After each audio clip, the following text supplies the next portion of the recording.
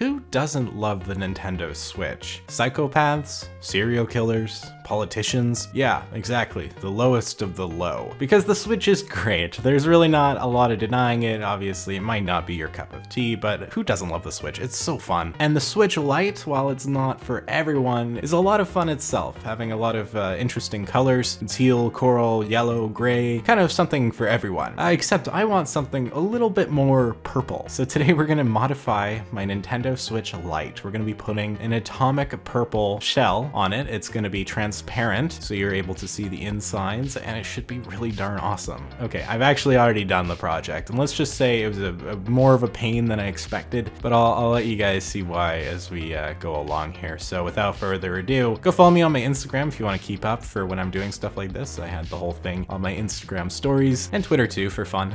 And yeah, let's just jump into this. So this was a process and a half. For the record, this isn't a tutorial. I'll actually link the tutorial I used in the description below. But yeah, this was quite the pain, but I think it actually turned out pretty well. Of course, that's getting a bit ahead of myself. So you might recognize these hands as not mine, and this is actually my friend's. And so this whole, for some context, this whole idea was his. He actually bought me the shell for the Switch because not too long ago, he actually modified his own Nintendo Switch, the original model, to give it like an NES type look, and I thought it was awesome. And so he's like, hey, we should do it to yours too. So he bought this. Now, I hadn't really looked into it, and he knew how to do it with the original Switch, but here's the thing. It turns out it's actually extremely easy with the original Switch, not so much with the Switch Lite. Of course, we didn't know this yet. So we started with taking the back of the Switch off, and once we did that, we could see the insides. Obviously, this metal shield is kind of covering up a lot of it, but it still looks pretty cool already. Now, here's the thing.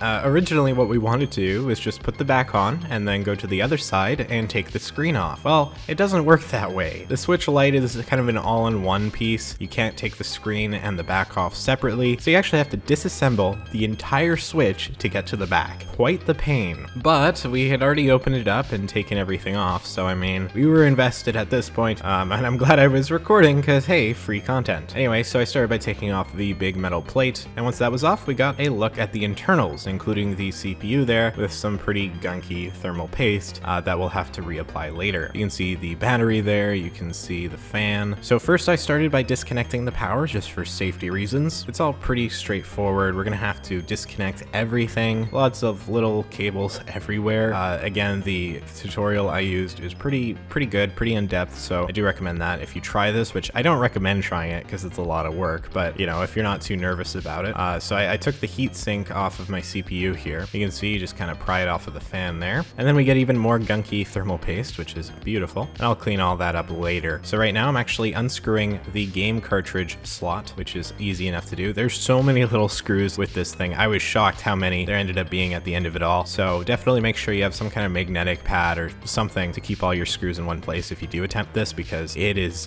you don't want to lose any, let's put it that way. But anyway, it was simple enough to unscrew that, and then you just have to pull out the ribbon cable. And then once that's done, it's time to take out the fan. So I unplug everything and then get to unscrewing. The fan actually had some unique screws that aren't anywhere else, so that was kind of nice because it was easy to remember. So now we're going to pull off of basically the power button, the volume buttons. We're going to take that out. You can kind of see it there. So all we have to do is unplug it and we can kind of just pull it off. It's just actually kind of just sitting there. It's not glued in or anything, which is interesting. A lot of this is, it's a difficult repair to do with the Switch Lite, but it's not like locked down like say a lot of Apple products are. So that's nice. So then we take off, I think this is one of the speakers here. And I actually screwed up. I took the faceplate off of the speaker instead of taking the speaker off itself. So you don't need to do that. There's no reason to disassemble it. But once I pulled that off, I got to work on the other speaker and was able to get it off without any trouble. Of course, you have to unplug it as well as unscrew it. And then it was a matter of taking off this Joy-Con. So I unscrewed the whole thing, unplugged everything, and then it just kind of lifts off. It's fairly simple. You do have to be careful because there's a ribbon cable just kind of sitting there. But once it's out, it's very easy to get off. And from there, we can actually see what's underneath the Joy-Con circuit board. So you can see the plastic buttons there. So when you push those, it actually contacts the board, and then the joystick, well, the back end of the joystick is there as well. So then it's a matter of taking off the motherboard, which is attached to the other Joy-Con circuit, which is interesting. I'm not exactly sure why it was done that way, but of course you have the battery there, so I guess they just needed to put it somewhere. So taking off the whole motherboard is fairly straightforward. Unscrew everything, unplug everything, and it just pops right off. So we're really starting to make some progress here.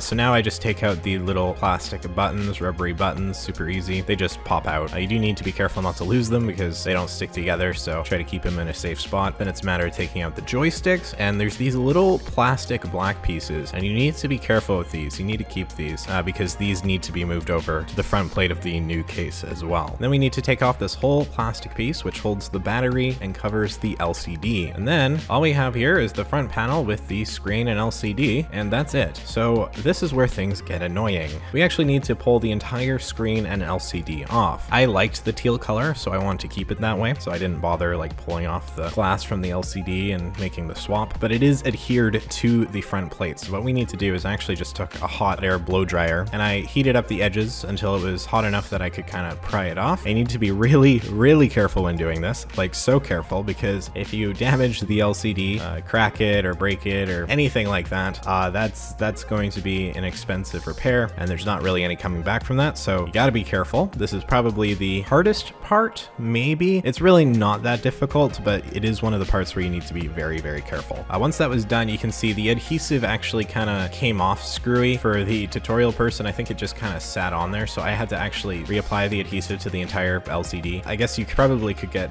new adhesive if you wanted to, but I didn't have any on hand and I didn't feel like waiting to order some, so I just carefully put it on and pressed it down, and it worked perfectly fine. I just reheated it up when I attached it to the new front plate. Speaking of which, it's time to do that. So now that the adhesive's on, it's pretty simple. All you got to do, this is actually probably easier than taking it off, definitely easier than taking it off. All I had to do was just basically put it in there and press it down. It kind of just fits pretty well. You don't really have to do any finagling to get it to sit right, maybe a little bit, but then you just have to press it down, get it fitting, and then it's time to put the plastic piece with the battery back on. So at this point, we're actually reassembling the entire Switch Lite. And so put on the plastic piece, put on the buttons again, the Joy-Con, so on and so forth. And my purple case actually came with new buttons, so you can see from the SNES colors, green, blue, red, yellow, and I really like it. I like the look. I will say the buttons don't have quite the same feel because they are cheap plastic, but I really do like the colors. I think it looks nice, so I stuck with them, although you wouldn't have to if you don't like them. Then I put the motherboard back on. By the way, I'm not going through every single little step. I am skipping through some of these, like some cleanup stuff and things like that, because again, this isn't a tutorial and you should not use it as such. I just thought it would be kind of interesting to quickly walk through the process and see what it's all about to take apart a Switch Lite, because how many opportunities do you get to do something like that? So once the motherboard's on, it's just a matter of reconnecting cables and of course screwing things back in. And then I put the other Joy-Con circuit in and the speakers back in, which were a little bit annoying to get on. And then it was time to get the bumpers back on. Now, I actually had a lot more trouble with this than I should have. This is one of these little things that can cause issues if it's not shaped right when you get it from the manufacturer that makes the new case, which unfortunately I think that was the case for me, but I'll come back to that. I managed to get them on. It was a little bit annoying, but I got them on. And then of course there's the second piece, which is the triggers. Got to get those on as well, and that kind of locks in the whole thing because there's screws that go in there. I put the other speaker on, and then I put the buttons back on at the top here. Now again, it isn't glued there or anything, so you got to kind of slot it in and get it to kind of just stick there. And so I reconnected to the power, and I reconnected all the ribbon cables and whatnot, and so it's the moment of truth. Does this thing still boot up? Did I break it? Of course, if you want to actually use the Switch, you're going to want to attach the heatsink and stuff to the CPU, but just to test it, it's fine just to turn it on.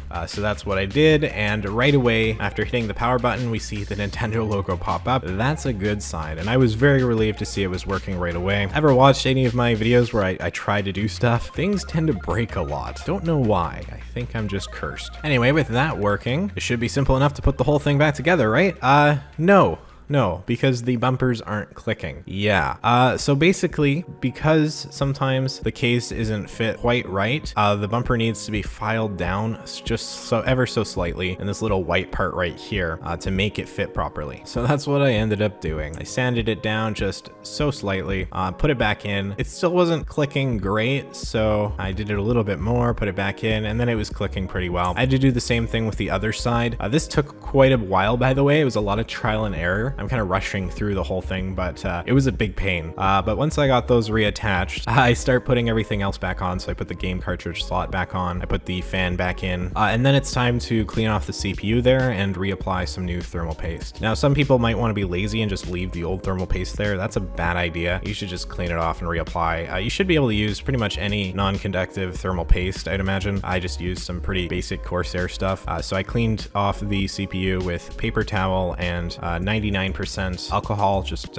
rubbing alcohol or something really high percent, like 99 is what you'll want. And then you can use a Q-tip as well, just to kind of clean up parts of it if you need to. And then it's a matter of putting on the heatsink. So I needed to clean that off as well, which took a little bit because there was gunk on both sides. And then once that was done, I need to reapply the thermal paste to the CPU. So for that, just do a pea-sized dot basically on the CPU in the middle. Everyone has different opinions on thermal paste. I'm sure I'll get people saying I use too much, probably get people saying I use too little. Everyone has different, I don't know, standards. YouTube comments is just brutal whenever it comes to thermal paste. Maybe a little much, I don't know. I think it's fine. Probably better a little too much than too little. And then I put the heatsink back on, which was sliding off. And then it's a matter of screwing that back on, putting thermal paste onto the heat pipe there. Very straightforward, just skipping ahead a little bit. So I made like a line on the heatsink, and sorry, the camera was in the wrong spot, but you can kind of see what I was doing here. Then I cleaned off the old thermal paste from the metal plate, and then I put the plate back on, and it's time to screw it all in. So I did, and now I tested it to make sure that it's working again, and it is. Voila. Everything seems to be good to go, so it's time to put the back case on. And this is where things get fun. Putting the back case on, you just kind of click it on. It's a bit of a pain, but everything should just kind of click in. And everything on the top did, but on the bottom right corner, it just refused to do so. For the life of me, I could not get it to click on. It was just bulging out. It just wasn't working. And I was getting very frustrated. I also tested it a bit more and found out the bumpers weren't clicking properly, even though I thought that they were. So I had to go back in and mess with those again as well, which is another pain. But once I had done that, and I was kind of hoping maybe somehow that would fix the back case problem, I was sad to see that that did nothing for that, and I was still having issues. And again, yeah, for the life of me, it was like the speaker was too big for it. I was like pushing it out, but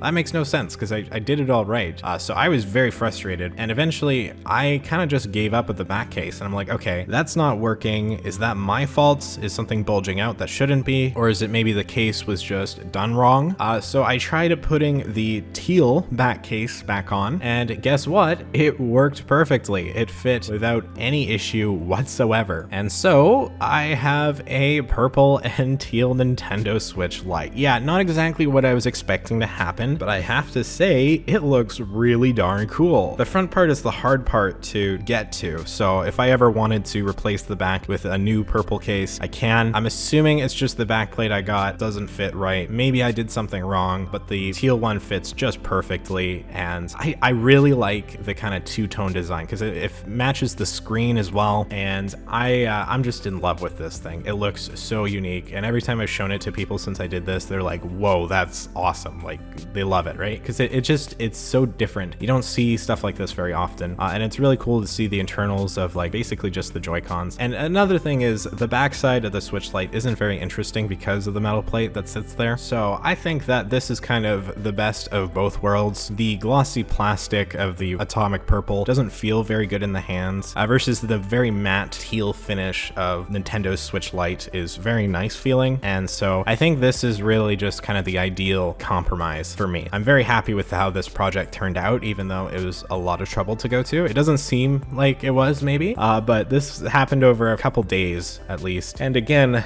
I wasn't expecting it to be this much work because my friend got it for me and we were just like, oh yeah, we'll just slap it on. Well, turns out it's not as easy as the regular Switch, but big shout out to Jonathan. Thanks for helping me out with this. It was fun. And all around, I'm really glad I did it. Again, I don't recommend it just because it's a lot of work, but if you want to give it a shot and you're not nervous you're going to ruin something, I'll have, again, that tutorial in the description below. And so that was of that. Yeah, that was a pain and a half, really, but the end result is pretty cool. We'll see if I end up ordering another shell to kind of finish the job. I actually think it looks pretty cool as is, so we'll see what happens. Let me know what you guys think in the comments down below. I am pretty peeved that the original purple shell there didn't fit properly. That really bugs me, but not much I can do about it now. So yeah, let me know what you think of it in the comments down below. And if you found this video enjoyable, maybe hit that like button and consider subscribing for more content somewhat similar to this. You can follow me over on Twitter and Instagram at 91_tech if you want to keep up when I'm doing projects like this. And we have a Discord if you want to talk with like-minded tech nerds. Sorry guys, but you know it's true. Anyways, I'm Josh from 91tech. Thank you so much for watching, and I will see you all next time.